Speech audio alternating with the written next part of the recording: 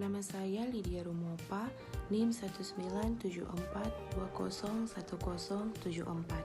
kelas A2 Hukum semester 6. Melalui video ini, saya akan menjelaskan sedikit gambaran tentang sejarah perkembangan hukum perdata internasional.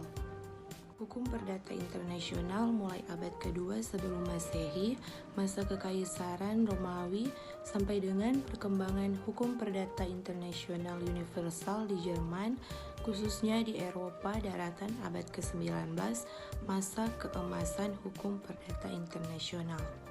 Pada masa kekaisaran Romawi, abad kedua sebelum Masehi, sampai abad ke-6 sebelum Masehi.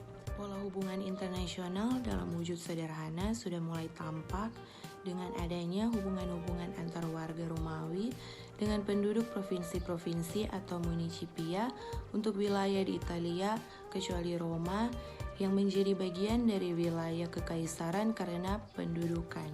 Penduduk asli provinsi-provinsi ini dianggap sebagai orang asing dan ditundukkan pada hukum mereka sendiri. Penduduk provinsi atau orang asing yang berhubungan satu sama lain di wilayah Kekaisaran Romawi sehingga masing-masing pihak dapat dianggap sebagai subjek hukum dari beberapa yurisdiksi yang berbeda. Pada dasarnya, hukum yang dibuat untuk cives Romawi, yaitu yang disebut ius civil, telah disesuaikan untuk kebutuhan pergaulan antar bangsa yang kemudian berkembang menjadi ius gentium. Masa pertumbuhan asas personal hukum perdata internasional pada abad ke-6 sampai ke-10. Akhir abad ke-6, Kekaisaran Romawi ditaklukkan oleh bangsa bekas jajahan Romawi. Wilayah bekas diduduki oleh berbagai suku bangsa yang dibedakan secara genealogis dan bukan teritorial.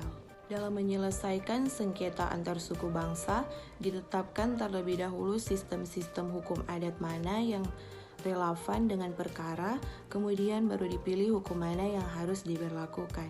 Tumbuh beberapa prinsip hukum perdata internasional yang dibuat atas dasar asas genealogis.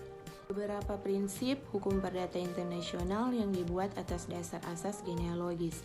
Asas hukum yang menetapkan bahwa dalam setiap proses penyelesaian hukum, maka hukum yang digunakan adalah hukum dari pihak tergugat. Penetapan kemampuan untuk membuat perjanjian bagi seseorang harus dilakukan berdasarkan hukum personal dan masing-masing pihak. Proses pewaris harus dilangsungkan berdasarkan hukum personal dari pihak pewaris.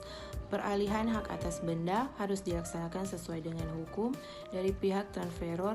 Penyelesaian perkara tentang perbuatan melawan hukum harus dilakukan berdasarkan hukum dari pihak pelaku perbuatan yang melanggar hukum. Perkembangan teori statuta di Italia. Contoh, seorang warga Bologna yang berada di Florence dan mengadakan perjanjian di Florence karena berdasarkan prinsip teritorial. Selama ia berada di Florence, ia harus tunduk pada kewenangan hukum di kota Florence. Maka muncul persoalan-persoalan sejauh mana putusan hukum atau hakim Florence memiliki daya berlaku di Bologna. Sejauh mana perjanjian jual beli tersebut dapat dilaksanakan di Bologna.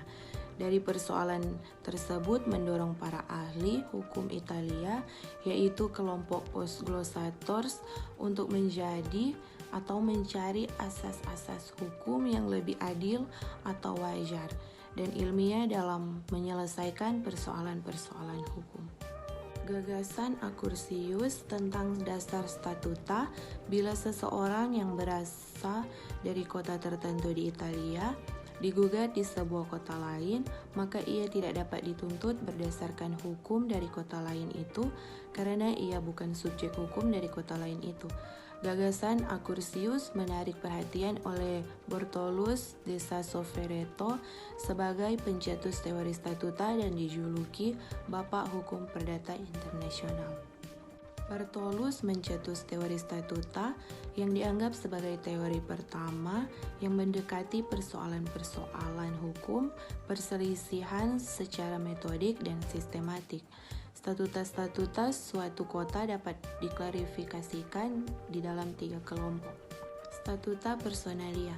Statuta-statuta yang berkenaan dengan kedudukan hukum atau status personal orang Objek pengaturan, orang dalam persoalan-persoalan hukum yang menyangkut pribadi dan keluarga, lingkup berlaku ekstrateritorial, berlaku juga di luar wilayah.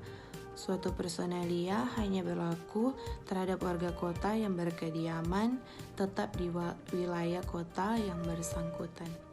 Namun statuta ini akan tetap melekat dan berlaku atas mereka dimanapun mereka berada. Statuta realia. Statuta-statuta yang berkenaan dengan status benda, objek pengaturan benda dan status hukum dari benda, lingkup berlaku prinsip teritorial, hanya berlaku di dalam wilayah kota kekuasaan penguasa. Statuta ini akan tetap berlaku terhadap siapa saja atau warga kota ataupun pendatang atau orang asing yang berada dalam teritorial yang bersangkutan. Pandangan dari F.C. von Savigny menggunakan konsepsi legal set dengan menggunakan asumsi bahwa untuk setiap jenis hubungan hukum dapat ditentukan legal set atau tempat kedudukan hukum dengan melihat pada hakikat hukum. Hubungan itu, bila hendak menentukan aturan hukum yang seharusnya diberlakukan, hukum wajib menentukan tempat kedudukan hukum atau legal set dari hubungan itu. Caranya dengan melokalisasi tempat kedudukan hukum dan hubungan hukum itu dengan bantuan titik-titik taut. Bila tempat kedudukan hukum dari suatu jenis hubungan hukum telah ditentukan, maka sistem hukum dari tempat itulah yang digunakan sebagai lex chaos.